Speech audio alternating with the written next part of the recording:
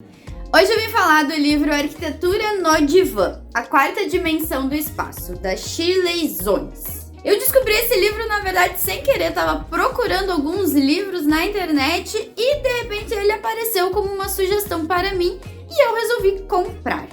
Antes de eu entrar dentro desse livro e mostrar para vocês qual a relação que ele pode ter com a neuroarquitetura, se inscreve no canal, deixa seu like, ativa sininho e me conta também o que você está achando desses vídeos sobre livros, sobre revisão de livros.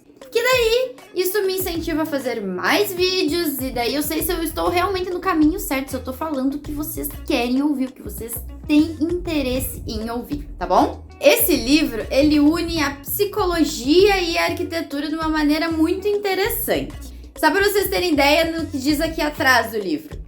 É pensado para oferecer noções básicas de psicanálise para arquitetos e ajudá-los a interpretar as demandas de seus clientes.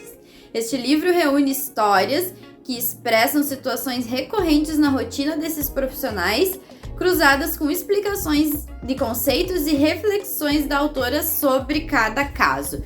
É óbvio que quando eu li esse resumo, eu quis saber mais sobre esse livro, né? Porque para mim tem tudo a ver a psicologia com a arquitetura, o entender o cliente, e eu acho que isso tem muito a agregar para a nossa profissão. Isso é aquilo que não nos ensinam por aí, que é como entender o cliente, como fazer com que os desejos e as vontades e as necessidades do cliente estejam impressas ali na arquitetura. E pra gente conseguir fazer essa tradução para a arquitetura, a gente tem que dar o primeiro passinho lá atrás, que é entender o outro. E aqui, quando ela falou em psicanálise, eu achei que teria aí um assunto muito interessante para se desvendar e que esse livro poderia estar desvendando, que é justamente, então, trazer esses conceitos aí, toda essa bagagem da psicologia para o mundo da arquitetura.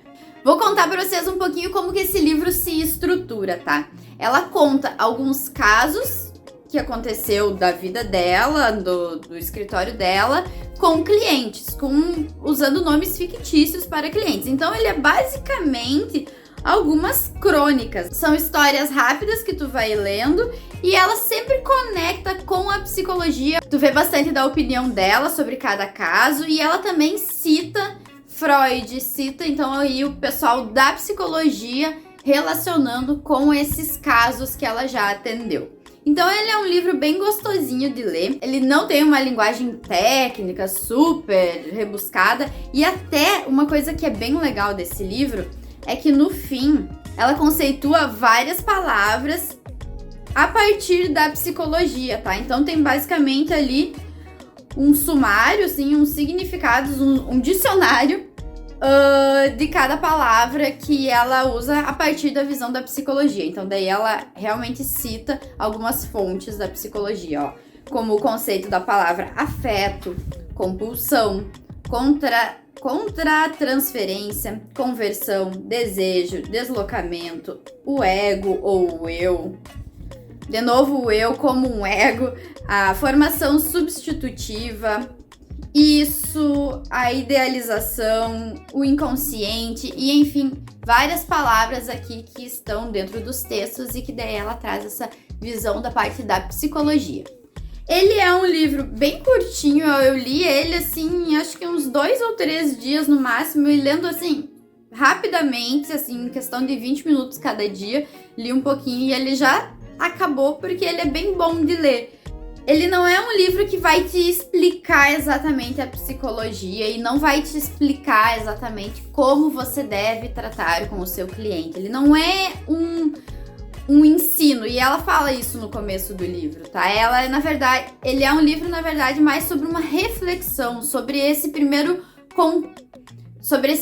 contato de arquitetura com psicologia. Então eu acho que ele é um livro muito bom para quem está começando a abrir a cabeça e ver que há essa relação arquitetura e psicologia. Então, do mesmo modo que eu já falei no vídeo lá, Os Olhos da Pele, eu trago também para o livro Arquitetura no Divã esse primeiro contato, essas primeiras, assim, epifanias, assim, que a gente vai tendo quando vai lendo e descobrindo um mundo à parte. Então eu acho que ele é um livro legal também para ter dentro das universidades, para os alunos, mas é algo assim, não é algo técnico, não é assim, coisas para você botar em prática, é na verdade coisas para você refletir e ter aí uma visão quase filosófica da coisa também. A psicologia trata muito disso, né?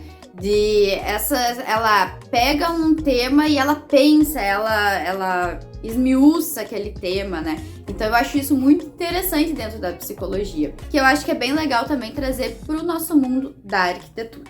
Eu quero ler para vocês alguns trechinhos que eu achei bem interessante, para vocês verem um pouco e sentirem um pouco de qual é a linguagem que se trata dentro desse livro, tá? Então eu separei aqui algumas frases bem legais. Então aqui, que eu marquei como um baita trecho, eu marquei aqui esse parágrafo, ó. Trago essa questão porque converso muito com colegas sobre o nosso papel nessas vivências e como nos sentimos sendo coautores desses cenários.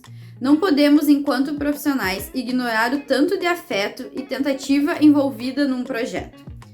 Festejamos um projeto de sucesso, de preferência quando abriga uma relação de sucesso com a vivência e a comemoração do espaço criado. Mas também nos cabe estarmos atentos aos movimentos que acontecem nos espaços de curta duração, como os da negativa.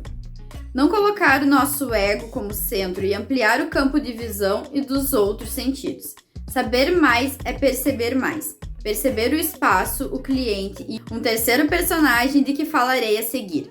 Então aqui ela começa a trazer essa noção de nós como arquitetos nos colocarmos no lugar do outro, entendermos que a gente projeta para o outro, que a gente faz parte desses cenários de momentos que vão ser construídos dali em diante. Depois que você entregar um projeto, você entrega então esses cenários de memórias, né? E a gente tem uma responsabilidade sobre isso como arquitetos, né? É uma responsabilidade que às vezes vai muito além do que a gente já imaginava. Então, quando a gente entende melhor o outro, quando a gente se posiciona mais de tirar o nosso ego, de fazer um projeto do nosso gosto, mas para fazer um projeto do gosto do outro, do gosto do cliente, a gente tá se colocando no lugar do outro, né? Então a gente tá fazendo projetos que vão fazer mais sentido para a vida do outro.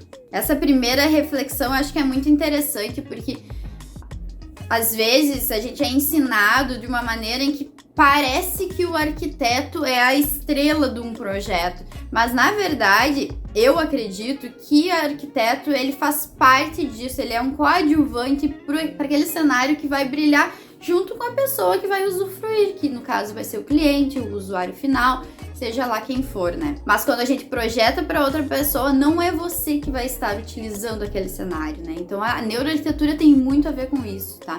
Com fazer projetos empáticos, humanizados nesse sentido, de fazer para o outro, para fazer sentido para quem vai utilizar aquele ambiente. Outro trecho que eu achei bem interessante mostrar para vocês é esse aqui. O conhecimento dos desejos e da alma do sujeito que será o nosso cliente é uma leitura necessária. É isso que eu já falei agora. Essa quarta dimensão da arquitetura pode ser o caminho mais curto para fazer com que a expectativa e o resultado do projeto estejam próximos. Os sintomas serão nossos aliados poderosos, se, ao invés de temê-los ou de deixar que nos assustem, os acolhemos com percepção e empatia. São também coordenadas que contemplam essa figura atraente e deliciosa que é um projeto arquitetônico. Então, assim, gente, essa quarta dimensão da arquitetura, que é o que está no título do livro, né? É justamente isso, é o entender o outro, o descobrir mais sobre a pessoa para quem você está projetando, para daí isso tudo ser refletido no projeto, né? Então daí o processo de projetar fica muito mais complexo. Então aqui é isso que ela diz assim, e daí quando a gente descobre quem é o outro, descobre para quem você está projetando, quais são os anseios, quais são os medos, quais são os sintomas que essa pessoa traz pra gente. E sintomas dentro desse livro ela traz como, às vezes a pessoa, ela saiu de um relacionamento, se divorciou, então ela tá trazendo esses sintomas desse momento da vida dela pra dentro do projeto. para você projetar esse ambiente da nova fase de vida da pessoa. E daí aí tu vai entender se essa pessoa tá lidando com esse divórcio, por exemplo, de uma maneira boa, ou daqui a pouco a pessoa tá mais triste, ou daqui a pouco a pessoa já tá pronta para viver novos relacionamentos. Então, essa pessoa vai vir com esses sintomas e você, como arquiteto, vai ter que ter uma visão empática, vai ter que descobrir como que tu vai ter que ajudar nesse processo de cura, do momento da pessoa em que ela te procurou para projetar. Esse fato, então, de usar a quarta dimensão da arquitetura, que é descobrir todos esses sintomas, pode ser o caminho que vai encurtar a expectativa do cliente com o processo do projeto, tá? Então, o que é isso? O que resumidamente é? É tu acertar o projeto de acordo com o que ele quer, de acordo com o que ele precisa, né? E daí, indo pra parte mais prática mesmo do negócio, é diminuição do nosso retrabalho, é a gente entender quem é o outro para fazer um projeto mais assertivo, o cliente gostar mais, sair mais satisfeito e virar daí uma bola de neve do bem. E ainda sobre a quarta dimensão, eu vou ler mais esse trechinho aqui, que é uma citação do Fernando Freitas Fuão. O sentido do espaço só existe a partir da experiência do eu.